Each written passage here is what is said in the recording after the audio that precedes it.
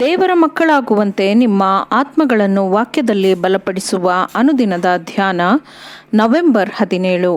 Ellen G white ರವರ sons and daughters of god ಎಂಬ ಪುಸ್ತಕದ 322ನೆಯ ಪುಟ. ಶೀರ್ಷಿಕೆ: ದೇವರ ಸರ್ವಾಯುಧವನ್ನು ಧರಿಸಿಕೊಳ್ಳಿರಿ.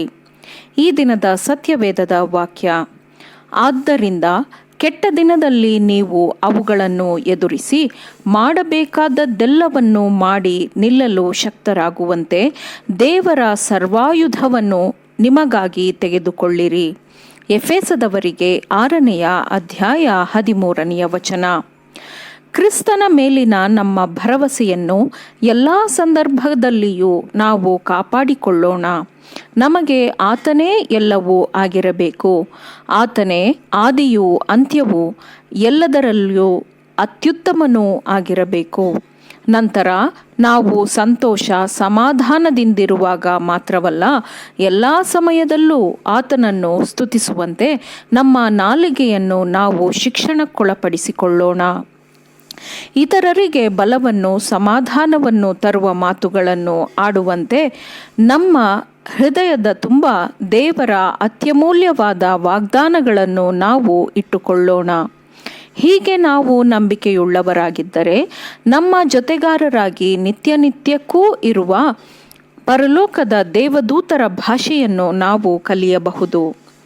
ಪ್ರತಿದಿನವೂ ನಾವು ಗುಣಸ್ವಭಾವದ ಪರಿಪೂರ್ಣತೆಯನ್ನು ಹೊಂದಿಕೊಳ್ಳಲು ಅಭಿವೃದ್ಧಿ ಹೊಂದಬೇಕು ಮತ್ತು ಕ್ರಿಸ್ತ ಯೇಸುವಿನಲ್ಲಿ ನಮಗೆ ಉನ್ನತವಾದ ಕರೆಯು ದೊರೆತಿರುವ ಗುರುತಿನ ಮೇಲೆ ನಾವು ಏಕಚಿತ್ತದಿಂದ ದೃಢವಾಗಿದ್ದರೆ ಖಂಡಿತವಾಗಿಯೂ ಇದನ್ನು ನಾವು ಮಾಡುತ್ತೇವೆ. ಅಂದರೆ ಗುಣಸ್ವಭಾವದ ಪರಿಪೂರ್ಣತೆಯನ್ನು ಹೊಂದಿಕೊಳ್ಳಲು ಅನುದಿನವೂ ಪ್ರಯತ್ನಿಸುತ್ತೇವೆ, ಅಭಿವೃದ್ಧಿ ಹೊಂದುತ್ತೇವೆ. ನಾವು ಸೈತಾನನ ಮಹಾಶಕ್ತಿಯ ಬಗ್ಗೆ ಮಾತನಾಡದೆ ದೇವರ ಅತ್ಯುನ್ನತವಾದ ಶ್ರೇಷ್ಠವಾದ ಶಕ್ತಿಯ ಬಗ್ಗೆ ಮಾತನಾಡೋಣ. ಪ್ರತಿಯೊಂದು ಆತ್ಮದಲ್ಲಿ 2 ಶಕ್ತಿಗಳೂ ಜಯಿಸುವುದಕ್ಕಾಗಿ ಶ್ರದ್ಧೆಯಿಂದ ಹೋರಾಡುತ್ತಿವೆ. ನಮ್ಮ ಬಲದ ಮೂಲನಾದವನಿಂದ ನಮ್ಮನ್ನು ಕತ್ತರಿಸಲು ಸೈತಾನನ ನೇತೃತ್ವದಲ್ಲಿ ಇರುವ ಪಡೆಯು ಅಪನಂಬಿಕೆ ಎಂಬ ತನ್ನ ಬಲಗಳನ್ನು ಸಜ್ಜುಗೊಳಿಸುತ್ತಿದೆ. ನಂಬಿಕೆಯು ತನ್ನ ಪಡೆಯನ್ನು ಅಣಿಗೊಳಿಸುತ್ತಿದೆ. ಅದನ್ನು, ಅಂದರೆ ನಂಬಿಕೆಯನ್ನು, ನಮ್ಮ ನಂಬಿಕೆಯನ್ನು ಹುಟ್ಟಿಸುವಾತನೂ ಅದನ್ನು ಪೂರೈಸುವಾತನೂ ಆದ ಕ್ರಿಸ್ತನು ಮುನ್ನಡೆಸುತ್ತಾನೆ.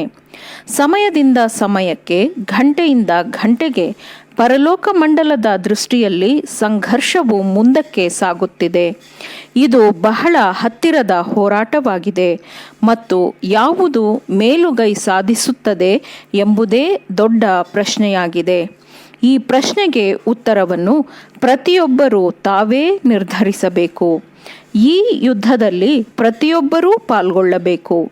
ಇರುವ 2ರಲ್ಲಿ ಯಾವುದಾದರೂ ಒಂದು ಕಡೆಯಲ್ಲಿ ಹೋರಾಡಲೇಬೇಕು. ಈ ಸಂಘರ್ಷದಿಂದ ಬಿಡುಗಡೆಯೂ ಇಲ್ಲವೇ ಇಲ್ಲ.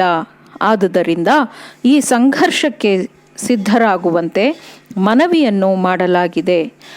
ಕಡೆಯದಾಗಿ ನನ್ನ ಸಹೋದರರೇ, ಕರ್ತನಲ್ಲಿಯೂ ಆತನ ಅತ್ಯಧಿಕವಾದ ಶಕ್ತಿಯಲ್ಲಿಯೂ ಬಲಗೊಳ್ಳಿರಿ. ನೀವು ಸೈತಾನನ ತಂತ್ರೋಪಾಯಗಳನ್ನು ಎದುರಿಸಿ ನಿಲ್ಲುವುದಕ್ಕೆ ಶಕ್ತರಾಗುವಂತೆ ದೇವರ ಸರ್ವಾಯುಧಗಳನ್ನು ಧರಿಸಿಕೊಳ್ಳಿರಿ ಎಂದು ವಾಕ್ಯವು ಹೇಳುತ್ತದೆ.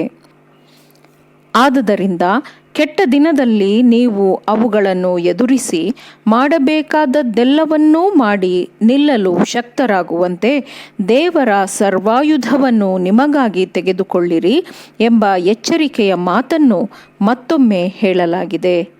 ಯಾರಿಗೆ ಪರಲೋಕ ಮತ್ತು ಭೂಲೋಕಗಳ ಅಧಿಕಾರವನ್ನು ನೀಡಲಾಗಿದೆಯೋ ಅವನು ನಂಬುವವರ ಸಹಾಯಕ್ಕೆ ಬರುತ್ತಾನೆ. ಆಮೇನ್.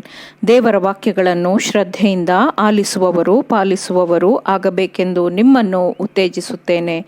ಪರಿಶುದ್ಧಾತ್ಮನ ಸಹಾಯದಿಂದ ಆಲಿಸಿದ ನಿಮ್ಮೆಲ್ಲರಿಗೂ ಧನ್ಯವಾದಗಳು. ಮತ್ತೆ ದೈನಂದಿನ ಧ್ಯಾನಕ್ಕಾಗಿ ನಾಳೆ ಸಂಧಿಸೋಣ. ಆಮೇನ್.